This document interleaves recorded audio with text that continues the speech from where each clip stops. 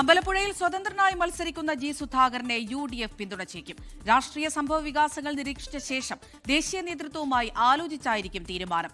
UDF തലത്തിലും ആലോചിക്കുമെന്ന് പ്രതിപക്ഷ നേതാവ് VD സതീശനടക്കമുള്ള നേതാക്കൾ വ്യക്തമാക്കി.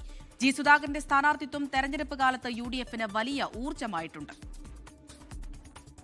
ജി സുധാകരന്റെ സ്ഥാനാർത്ഥിത്വത്തെ കോൺഗ്രസ് നേതാക്കൾ ഒന്നടങ്കം സ്വാഗതം ചെയ്യുന്നുണ്ടെങ്കിലും പിന്തുണ പ്രഖ്യാപനത്തിൽ ആ തിടുക്കം വേണ്ടെന്നാണ് നേതൃതലത്തിലെ ധാരണ.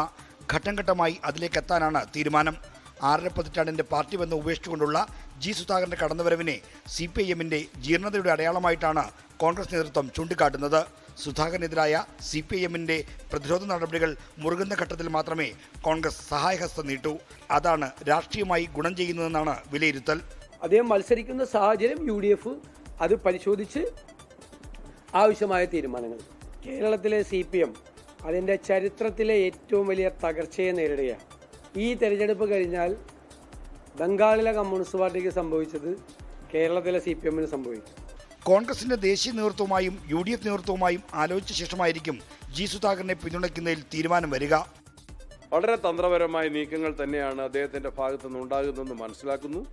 ആ സംഭവങ്ങളുടെ പുരോഗതിയെ ഞങ്ങൾ കേരളത്തിലെ കോൺഗ്രസ്, ആലപ്പുഴയിൽ നിന്നുള്ള ദേശീയ നേതാക്കന്മാരുൾപ്പെടെയുള്ളവർ വളരെ ശ്രദ്ധാപൂർവം വീക്ഷിക്കുകയും UDF ഉചിതമായ നിലപാടുകൾ സ്വീകരിക്കുകയും ചെയ്യും.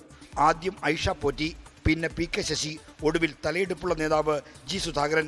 ഇങ്ങനെ ഓരോരുത്തരായി CPIMന്റെ കൂടാരം വിട്ടിറങ്ങുന്നത് കോൺഗ്രസിനും UDFനും വലിയ ആവേശം പകർന്നിട്ടുണ്ട്.